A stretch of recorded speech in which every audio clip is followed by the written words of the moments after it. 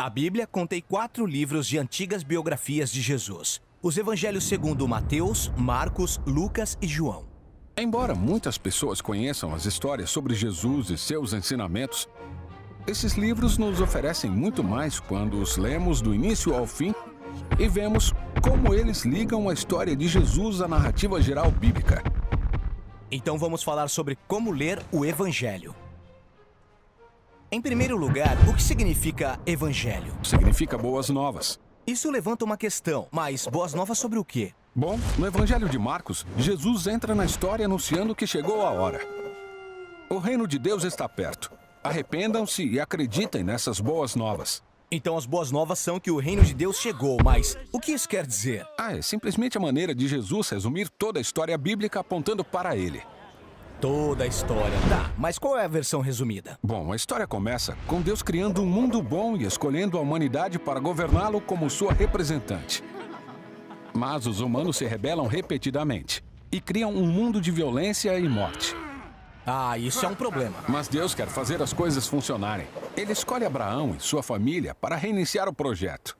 Por meio de Moisés, Deus leva a família a uma terra fértil como um jardim para poder restaurar todas as nações por meio deles. Certo, Israel se torna um reino com reis extraordinários como Davi, mas também acaba se rebelando e isso leva o povo à ruína. Mas os profetas de Israel diziam que Deus não tinha desistido. Que ele viria restaurar Israel pessoalmente para que a sua paz e justiça pudessem se espalhar por todas as nações e por toda a criação. Essa esperança era chamada de o reino de Deus. E foi isso que Jesus disse que estava trazendo a Israel. Sim, as boas novas de Jesus se referem ao reino de Deus, que é a nova criação chegando para restaurar a parceria entre a humanidade e Deus no governo do mundo.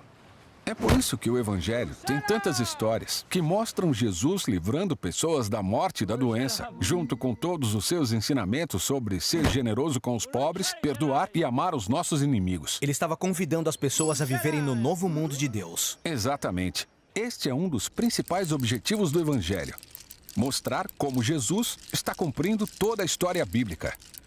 Então é por isso que os autores bíblicos sempre mencionam as escrituras hebraicas quando estão contando a história de Jesus. Assim como quando Jesus nasce em Belém, e Mateus lembra que isso foi previsto pelo profeta Miqueias. Ele cita diretamente Miqueias. Sim, essas citações diretas são muito comuns. Geralmente os autores dos evangelhos entrelaçam expressões bíblicas na história e não dizem nada para que descobramos sozinhos. Como quando Jesus é batizado e Deus anuncia dos céus: Tu és meu filho querido,